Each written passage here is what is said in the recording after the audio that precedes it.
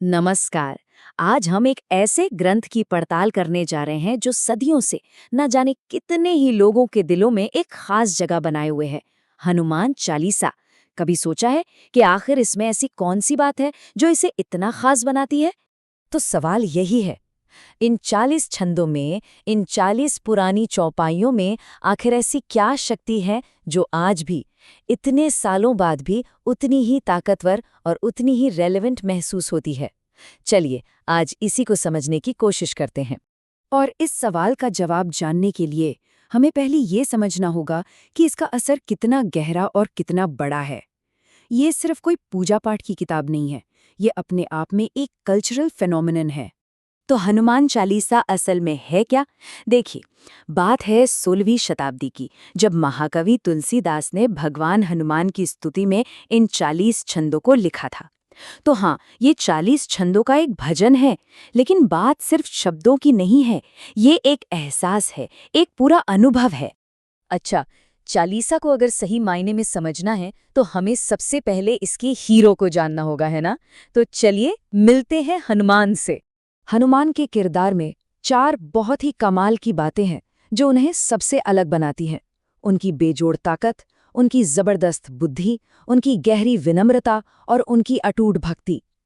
और पता है, सबसे दिलचस्प बात क्या है? ये सब गुण अलग अलग नहीं है, बल्कि ये एक दूसरे से जुड़े हुए हैं, एक दूसरे को और मजबूत बनाते हैं।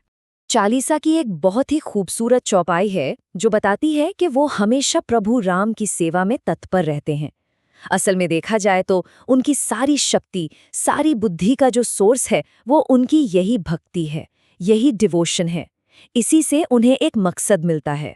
और बस यहीं पर हमें चालीसा का असली कोड, उसका सबसे गहरा संदेश मिलता है।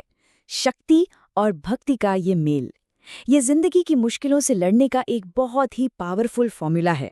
चालीसा में ना शक्ति को बड़े ही अलग ढंग से देखा गया है। यहाँ शक्ति का मतलब सिर्फ फिजिकल पावर नहीं है। इसको ऐसे समझिए, अगर शक्ति काम करने की ताकत है तो भक्ति उस काम को करने की वजह है, उसका मकसद है। एक हमें मुश्किलों से लड़ने की हिम्मत देती है तो दूसरी हमें सही रास्ता दिखाती है। और सबसे बड़ी बात, चालीसा हनुमान के हर बड़े काम को सिर्फ उनकी ताकत का दिखावा नहीं, बल्कि एक सेवा के रूप में दिखाती है। मतलब जब वो पूरा का पूरा पहाड़ उठा लेते हैं तो वो सिर्फ उनकी शक्ति का प्रदर्शन नहीं होता, बल्कि वो उनकी अटूट वफादारी और जिम्मेदारी का प्रतीक बन जाता है। तो फिर सवाल ये उठता है कि ये सदियों पुराना ग्रंथ आज हमारी जिंदगी में क्या मायने रखता है? तो जवाब है, ये हिम्मत का, साहस का एक बहुत बड़ा जरिया है। सदियों से ये छंद लोगों के लिए मुश्किल वक्त में एक सुकून, एक ढाल की तरह रहे। जब भी डर या कोई परेशानी हावी होने लगती है ना, तो चालीसा एक तरह से याद दिलाती है कि हम सबके अंदर किसी भी चुनौती से पार पाने की ताकत है, बस उसे एक सही मकसद देने की जरूरत है। तो चलिए अब घूम फिरकर उसी पहले सवाल पर आते हैं।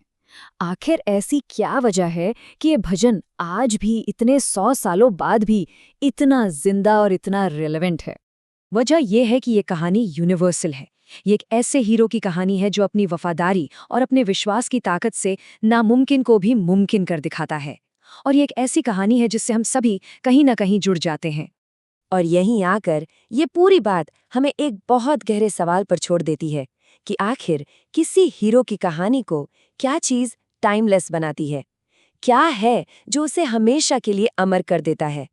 और शायद इसका जवाब हमें कहीं और नहीं, बल्कि हनुमान के चरित्र में ही मिल जाता है। एक ऐसी शक्ति जिसे विनम्रता और सेवा भाव से साधा गया हो,